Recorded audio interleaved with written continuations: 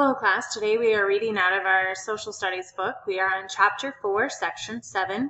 You can find the social studies book in our classroom. It is on the top shelf towards the middle.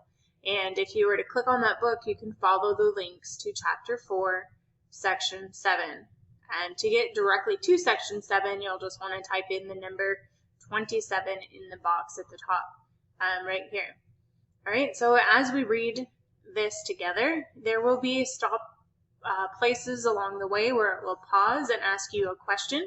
You will need to answer the question in order to move on, and your answers to those questions are where you'll be getting credit for your assignment today. So make sure that you go all the way through the video. All right, let's go ahead and get started. Section 7 is about food, clothing, and shelter as it relates to colonial times. So food. The colonists had brought some plants and animals with them from England to get started, like cattle, pigs, sheep, and chickens. By the time the colonies were up and running, they had also developed a varied and sufficient diet. After arriving, the colonists also added several kinds of fish, wild game, and new plants to their diet. Many of these new foods were sent back to England for trade. Some of the new plants that were sent include tomatoes, potatoes, maize, and pumpkins. And you'll want to know that maize is another word for corn, or it's a type of corn that they would have grown. One big problem the colonists had with food was the lack of refrigeration. This meant that food had to be eaten as soon as it became available. Certain crops were only available in certain seasons, and hunting was difficult in the winter. Meat that was ready had to be used immediately. Imagine trying to eat a whole cow in one sitting. The real problem came during winter. Since there was not a great way to set food aside, the winter months were often difficult for the colonists.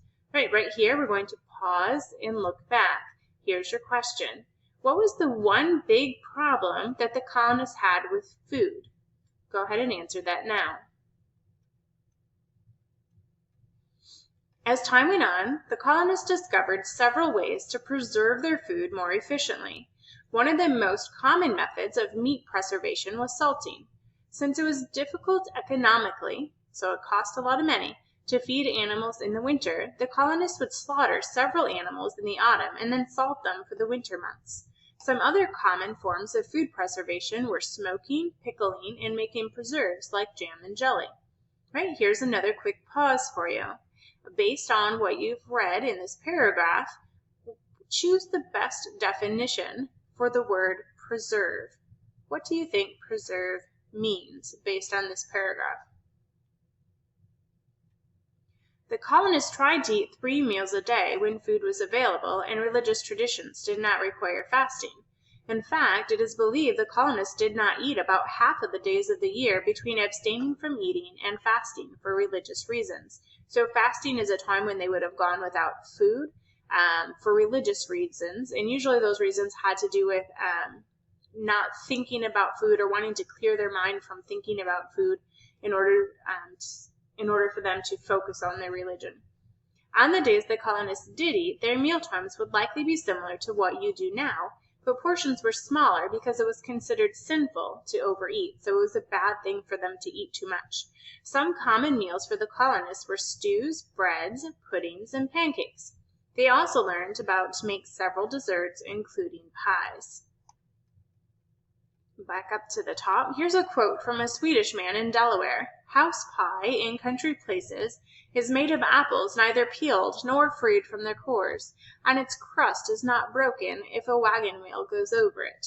So that doesn't sound like a very tasty pie to me. If they didn't even take the cores out of the apple, it sounds like the crust is really hard if it doesn't break it when they run over it with a wagon. Ugh.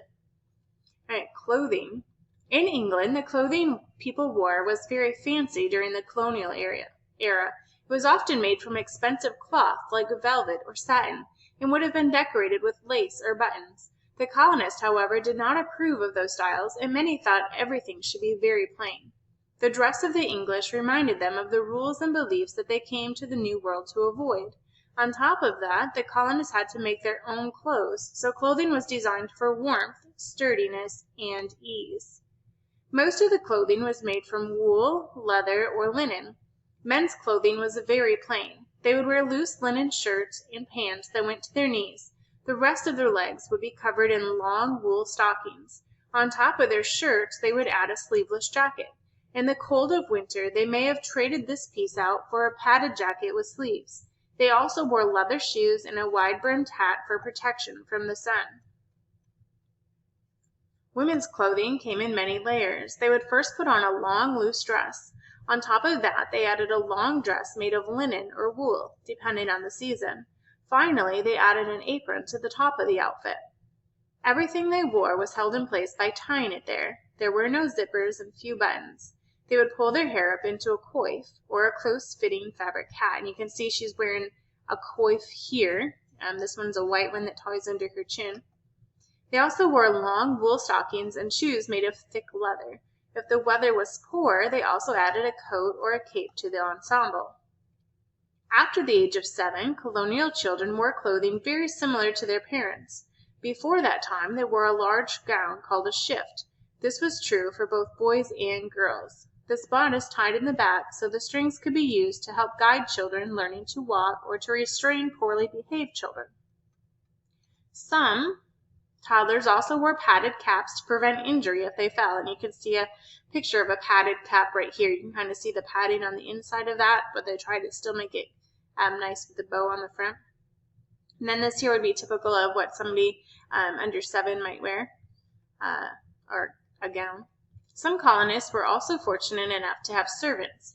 Servants also had a particular type of dress in the American colonies.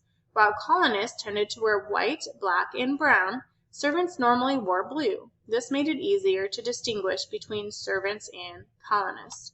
All right, let's pause here and look back. Here's your question. If you were going to meet somebody in the colonies, let's say you took a time machine and traveled back in time, how would you know if somebody was a servant? What would be an indication of that? Go ahead and answer that now. Shelter. Colonial homes varied with the materials available in each area. The original settlers tended to build log cabin-style homes. This was mainly due to the fact that they had a large amount of timber available to them. As time went on, different home styles started to show up. The types of homes built varied with location, materials available, and wealth. In New England, homes were typically built as townhouses or row houses. They also had colonial-style homes that were a symmetrical design with a fireplace in every room. People in the middle colonies usually lived in farmhouses, 1 or 2 stories tall, with 4 bedrooms. The South is famous for their plantation manners. While most Southern colonists did not live on a plantation, they are by far the most recognizable style of home there. Plantations were very extravagant and showed great wealth. Okay, so one last pause here, one last question before you're finished. Why is it that when they mentioned the colonial style homes, why do you think that they were built with a fireplace in every room? Go ahead and answer that now. When you're done with that, you will be finished with the assignment for today. So you'll want to go back into the assignment and click on Turn In to show that you're done.